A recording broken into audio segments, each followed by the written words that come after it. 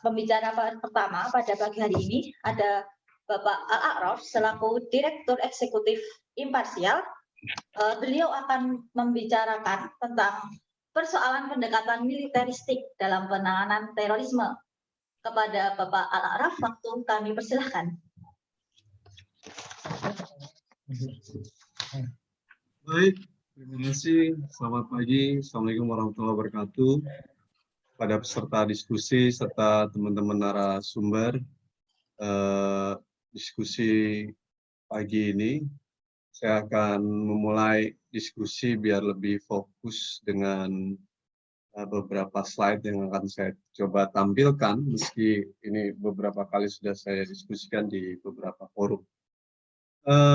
Pertama, terima kasih atas undangannya. Saya akan mendiskusikan perspektif Perpres dalam kebijakan penanggulangan terorisme, yang tentu kita nanti akan bisa menilai pada bagian akhir kira-kira seberapa problemkah rancangan peraturan Presiden tentang pelibatan TNI dalam mengatasi aksi terorisme.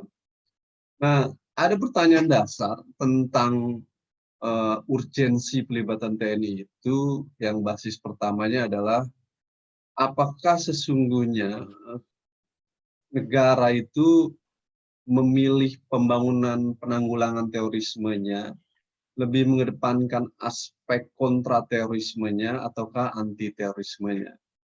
Nah, di situ kita akan melihat terlebih dahulu persoalan tentang center of gravity dari terorisme. Nah, kalau bicara tentang center of gravity terorisme itu, maka kita bicara tentang nature of terorisme yang berkembang. Karena dari zaman Xenophon menulis tentang terorisme, yang dulu berdiskusi tentang state of terrorism, memang ada pergeseran tentang aktor, pola, metode, dan lain sebagainya. Tetapi yang sama adalah bahwa terorisme menciptakan politik ketakutan, menciptakan menggunakan kekerasan untuk menciptakan politik ketakutan demi meraih tujuan-tujuan politik. Nah, dalam konteks itu, orisinalitas terorisme sendiri sebenarnya di awalnya adalah bicara tentang state of terrorism atau terorisme negara. Bagaimana negara menjadi aktor dari pelaku terorisme itu sendiri dengan menciptakan ketakutan di masyarakat. Kayak di masa-masa dulu, juga di masa-masa Perang Dingin, misalkan orang bilang bahwa pemerintahan Stalin adalah pemerintahan yang teror dan lain sebagainya. Tapi dalam dekade kekinian, diskursus tentang terorisme memang lebih banyak melihat aspek aktornya adalah non-state aktor atau kelompok non-negara. Seperti ISIS, Jamaah Islamiyah, dan kelompok-kelompok lainnya. Mereka bukan lagi negara, tapi kelompok-kelompok non-state aktor yang menjadi pelaku. Berbeda dengan era-era awal diskursus tentang terorisme dan juga pada konteks Perang Dingin. Artinya, dalam konteks itu kita bisa memandang bahwa persoalan terorisme ini dalam dekade kekinian memang jauh lebih kompleks, tapi basis perkembangan kekiniannya lebih memperlihatkan bagaimana aspek ideologi itu menjadi basis perlawanan dari kelompok-kelompok teror tersebut. Nah, oleh karena itu basis ideologi ini berkembang bukan dengan sendirinya. Artinya terorisme terjadi bukan tadi malam baru bangun pagi-pagi Bung Halili bangun tidur tiba-tiba saya besok mau ngebom istana lah, bisa seperti itu gitu. Ada proses tuh, makanya terorisme itu sebuah proses menjadi. Ada tahapan dari proses intoleransi, radikalisme sampai tahapan yang paling ekstrim adalah isu terorisme itu sendiri. Jadi ada proses menjadi yang cukup panjang sehingga orang sampai ke tahap keyakinan untuk melakukan aksi bom bunuh diri dan lain sebagainya.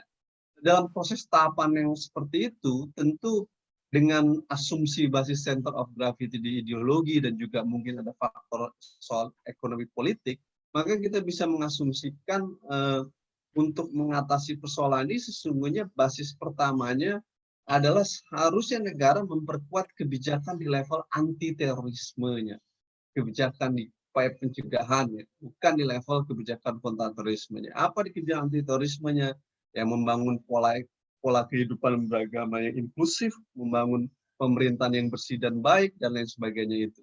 Yang itu yang nanti akan saya jelaskan tentang bagaimana membangun pola anti terorisme tersebut. Nah, inilah realitas nature of terorisme kekinian yang tentu kita harus memandang bahwa memang agak sedikit aneh dalam konteks Indonesia, diskursusnya lebih banyak di aspek kontraterorismenya. Yakni misalkan dalam undang-undang anti terorisme yang undang-undang pemberantasan tindak pidana teroris yang baru lebih banyak penguatan kewenangan koersif negara, termasuk salah satunya adalah isu tentang pelibatan TNI dalam mengatasi terorisme. Nah, itu diskursus yang lebih dominan, sementara diskursus anti terorismenya yang agak sedikit menghilang. Nah, ini yang saya katakan tadi bahwa formulasi kebijakan penanggulangan terorisme bisa dilihat dalam dua aspek, yakni anti terorisme yang bicara tentang bagaimana memformulasikan kebijakan untuk mencegah dan menghilangkan peluang bagi tumbuhnya terorisme. Ini diskursusnya tentang pendidikan, keadilan, demokrasi, pemberantasan korupsi, pemerintahan yang bersih dan baik, dan lain sebagainya. Yang kedua adalah kebijakan kontraterorisme yang merupakan segenap instrumen untuk menitikberatkan pada aspek penindakan terorisme. Nah, sebagai kebijakan yang koersif, kontraterorisme menuntut profesionalitas dan proporsionalitas. Isu Perpres tentang pelibatan dalam mengatasi terorisme itu diskusinya ada di kebijakan kontraterorisme. Pertanyaannya adalah bagaimana kebijakan PBB dalam mengatasi terorisme? PBB secara jelas menekankan bahwa tidak mungkin menangani terorisme tanpa dalam bersamaan negara tidak melakukan pelindungan terhadap HAM. Jadi upaya melakukan penanganan terorisme adalah juga bagian dari upaya memastikan pelindungan hak asasi manusia itu sendiri. Nah, ini seruan yang menjadi catatan. Artinya, tidak boleh dalam formulasi kebijakan atau perumusan undang-undang ataupun peraturan presiden ataupun peraturan pemerintah tentang penanganan terorisme menegasikan tentang prinsip-prinsip hak asasi manusia. Kebijakan penanggulangan terorisme harus berada dalam titik perimbangan yang permanen antara perlindungan security of person di satu sisi dan pelindungan liberty of person di sisi lain. Nah, ini basis dasarnya. Pertanyaannya bagaimana konsep strategi kontraterorisme? Dalam berbagai konsep paling tidak ada dua, meski ada satu lagi yang disebut dengan internal security model. Tapi saya hanya menggunakan dua konsep. Yang pertama adalah war model, yang kedua criminal justice system model. Jadi dalam dua paradigma dalam strategi kontraterorisme ini ada dua perbedaan dalam penanganan terorisme. Yang pertama dalam konstruksi war model, maka terorisme diasumsikan sebagai satu musuh yang harus diperangi sehingga kemudian peperangan menjadi satu pilihan. Diskursus di sini wilayahnya tidak ada diskusi tentang due process of law, menghormati negara hukum. Diskursus dalam war model, diskursusnya adalah kelompok lawan, kill or to be killed. Wilayah diskusi ini ada diskusi seperti itu. Sementara dalam diskursus criminal justice system, itu diskursusnya adalah kelompok target diasumsikan sebagai kelompok yang melanggar. Sehingga upaya penanganan terorisme harus melalui mekanisme penegakan hukum. Maka prinsip pertama dalam penanganan terorisme harus menghormati prinsip-prinsip negara hukum. Salah satunya adalah bagaimana memastikan due process of law itu bekerja.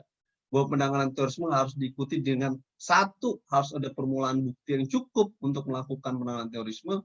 Dua, ada proses yang benar dari penangkapan, penahanan, sampai ke proses peradilan.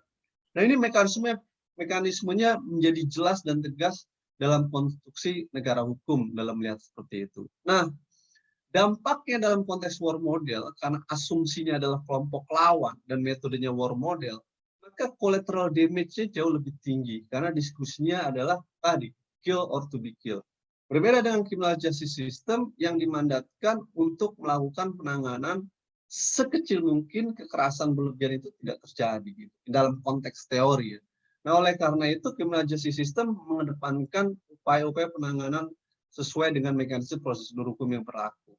Dalam konteks war model, upaya penanganan terorisme itu dilakukan oleh institusi militer sebagai garda terdepan.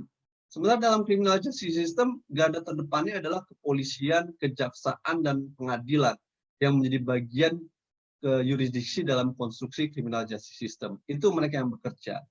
Nah, ini dalam konteks penanganan terorisme selalu mengandaikan dua konsep seperti ini. Satu lagi ada konsep internal security model yang saya tidak paparkan. Nah, dalam konstruksi seperti ini, memang sebagian besar negara-negara di demokrasi lebih memilih jalan criminal justice system model dalam menangani terorisme di dalam negeri. Sedikit sekali bahkan mungkin tidak ada negara yang menggunakan mekanisme war model untuk mengatasi terorisme yang ada di dalam negeri. Kalaupun ada, sangat terbatas dan kecil gitu, untuk situasi-situasi yang sifatnya situasional gitu. Nah, Beberapa kasus pernah terjadi penerapan war model, misalkan ketika Amerika Serikat menyerang Afghanistan ataupun juga Irak dengan dalih terorisme. Tapi itu operasinya di luar negeri, bukan operasi di dalam negeri. Operasi dalam negeri mungkin beberapa pernah terjadi dalam konteks tertentu dengan miskombinasi di dalam criminal justice system, tetapi dalam batas-batas tertentu mereka juga melibatkan militer. Yakni misalkan dalam konteks Filipina, di dalam menghadapi persoalan di Filipina Selatan. Tetapi itu juga situasional. Dalam beberapa kasus juga sama terjadi. Tapi hampir sebagian besar negara-negara demokrasi menggunakan mekanisme criminal justice system di dalam mengatasi terorisme di dalam negeri. Pelibatan militer dilakukan pada aspek pilihan yang paling terakhir. Nah, kalau kita membaca satu studi yang dibuat oleh sebuah organisasi Rand Corporation, yakni misalkan melakukan studi penanganan terorisme dari tahun 1968-2006 dengan kelompok teroris yang studinya motifnya agama, nasionalisme, etnonasionalisme, sayap kiri, sayap kanan, dan lain sebagainya, itu mereka menyebutkan bahwa dari studi 68-2006, operasi militer hanya digunakan sedikit sekali, yaitu dan upaya penanganan terorisme operasi militer sifatnya sangat terbatas dan efektif hanya angkanya 7%. Kurang lebih 43% itu bekerja penanganan terorisme melalui jalur-jalur politik dan kemudian ruang-ruang politik sebagai sarana, artinya dialog dan lain sebagainya, atau bermetamorfosa kelompok terorismenya.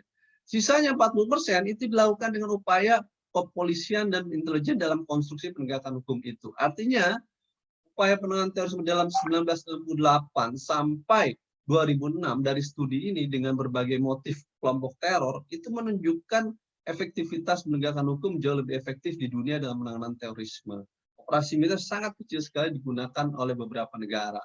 Nah, dalam konteks itu pertanyaannya adalah bagaimana Undang-Undang Nomor 5 Tahun 2018 tentang pemberantasan tindak pidana terorisme.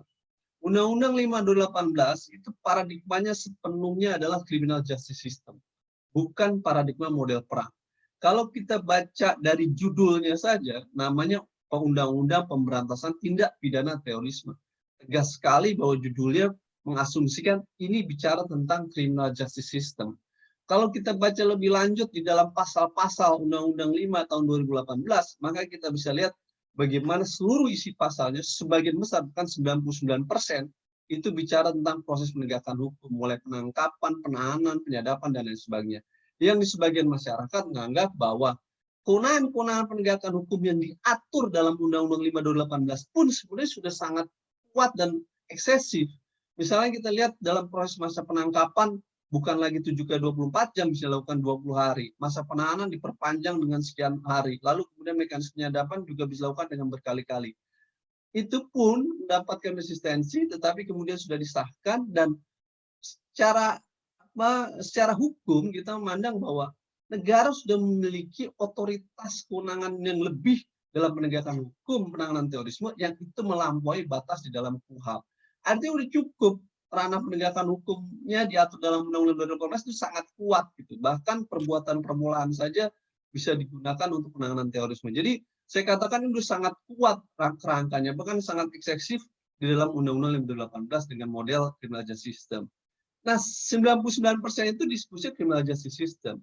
Hanya menyisakan 1% yang mencoba menggeser ke arah war model yang disebut dengan pelibatan TNI dalam mengatasi terorisme yang diatur di dalam pasal 43I ini. Nah, sejak awal pasal 43I ini mendapatkan kritik dari berbagai kalangan. Sebaiknya pelibatan militer itu jangan diatur ruangnya dalam Undang-Undang Tindak Pidana Terorisme karena itu ruang criminal justice system. Harusnya pelibatan TNI tetap mengacu ke Undang-Undang TNI Nomor 34 2004 yang menyebutkan bahwa pasal 7 ayat 2 ayat 3 menyatakan pelibatan TNI dalam mengatasi terorisme adalah bagian dari operasi militer selain perang. Artinya tanpa memasukkan pasal 43I dalam Undang-Undang 5 tahun 2018, pelibatan TNI sudah dimungkinkan karena ada basis hukum di Undang-Undang TNI. Pertanyaannya kenapa harus dimasukkan di dalam pasal 43I? Ini yang kemudian menimbulkan tanda tanya. Harusnya yang dilakukan oleh pemerintah adalah menurunkan pasal 7 ayat 2 dan 3 Undang-Undang TNI itu menjadi satu turunan dengan membentuk Undang-Undang Perbantuan TNI dalam operasi militer selain perang. Nah, itu yang harus dilakukan. Tetapi ini tidak dimasukkan dalam 43, sehingga inilah yang kemudian menjadi pangkal dasar menimbulkan polemik dan kontroversi terhadap Perpres pelibatan TNI. Nah, pelibatan TNI militer dalam konteks terorisme, dalam konteks hukum HAM humaniter, saya rasa nanti Pak Effendi Jamin yang akan menjelaskan. Saya langsung masuk ke wilayah tentang kritik pasal di dalam Perpres dengan basis negara hukum.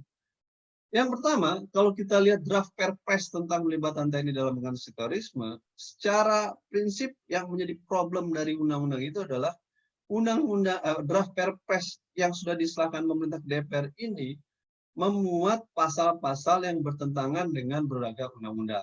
Pertama adalah bertentangan dengan Undang-Undang TNI sendiri. Di dalam pasal 8 ayat 1 draft Perpres yang diajukan pemerintah, penggunaan kekuatan TNI itu didasarkan pada perintah Presiden. Artinya, perintah Presiden itu bisa lisan, bisa juga tertulis.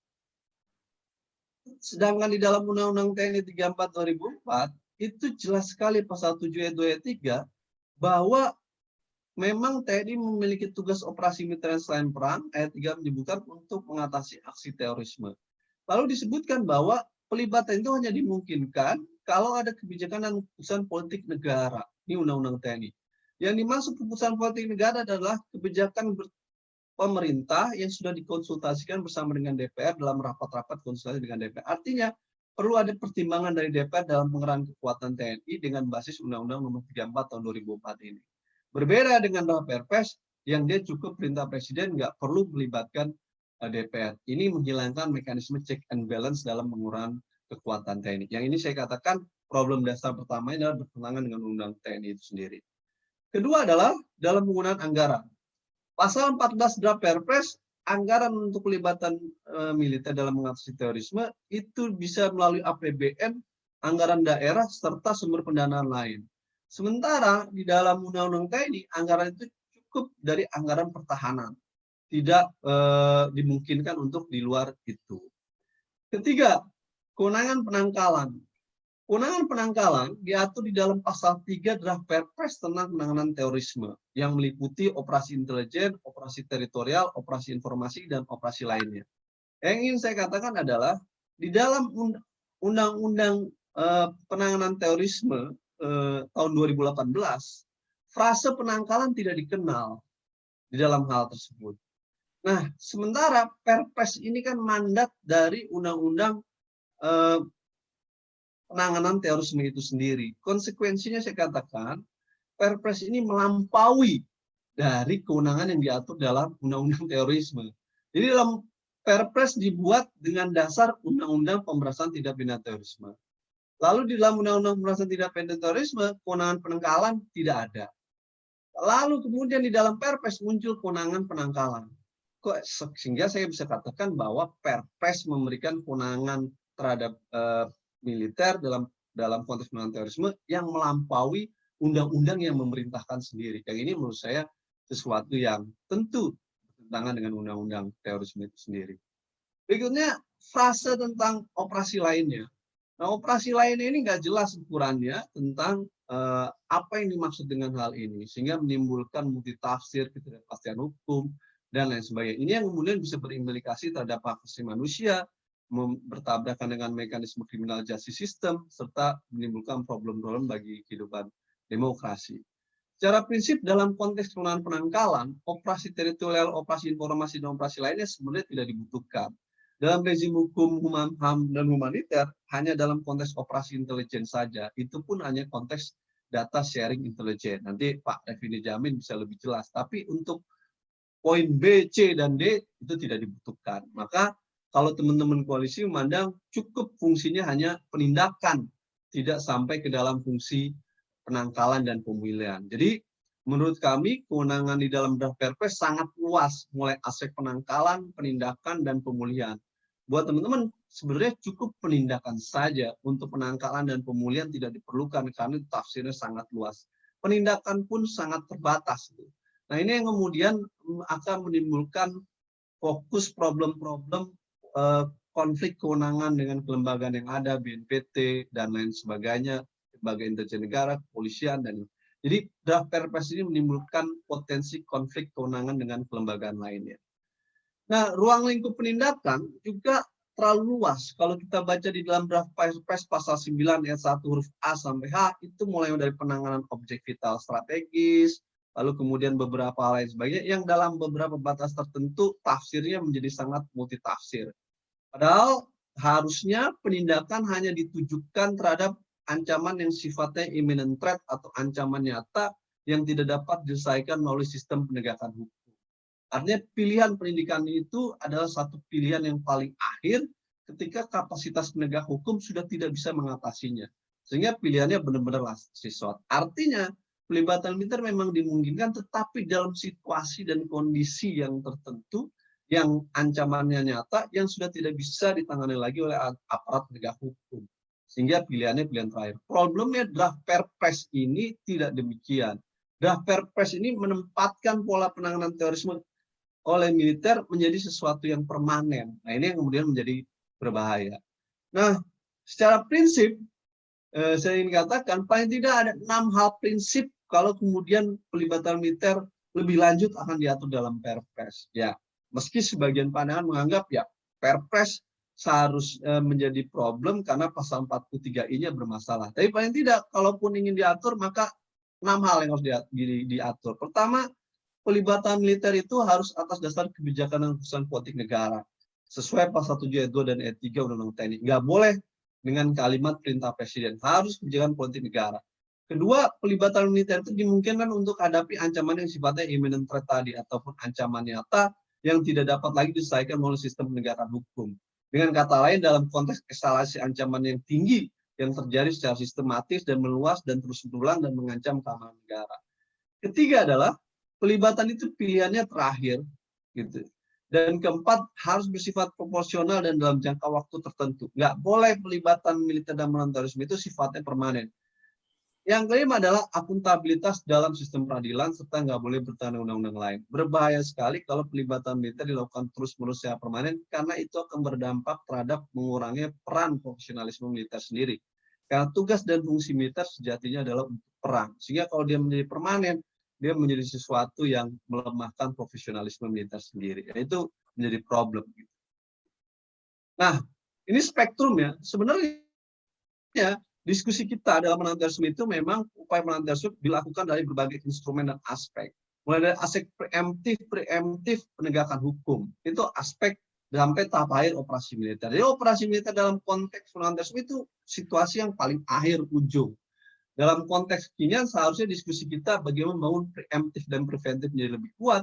Nah, itu diskusinya banyak. Perlu RU kontrol senjata api dan bahan peledak, peran keluarga dan masyarakat, memastikan keadilan ekonomi, ratifikasi konvensi, membangun inklusif dalam kehidupan di masyarakat, perbaikan sistem pendidikan, peran intelijen, itu diskusi preemptif dan preventif. Sebenarnya kita diskusinya jauh lebih penting di wilayah itu ketimbang kita sayangnya narasi itu lebih kecil diskusinya dalam ruang-ruang publik. Nah, dalam konteks operasi militer itu diskursusnya paling akhir sebenarnya sebagai pilihan yang terakhir. Secara umum, kebijakan penanggulangan terorisme harus menghormati security of person dan liberty of person dalam satu keseimbangan yang imperatif. Kesimpulannya menurut saya draft Perpres pelibatan TNI dalam mengatasi terorisme ini masih memuat banyak pasal bermasalah yang bertentangan dengan beberapa undang-undang, undang-undang TNI, undang-undang pemberantasan tindak pidana terorisme, dan undang-undang HAM. Konsekuensinya draft Perpres ini kalau disahkan akan mengancam kehidupan hak asasi manusia dan demokrasi. Draft Perpres ini juga akan kalau disahkan akan menimbulkan kemunduran bagi reformasi sektor keamanan dan akan menimbulkan tumbang tindih kewenangan antar kelembagaan.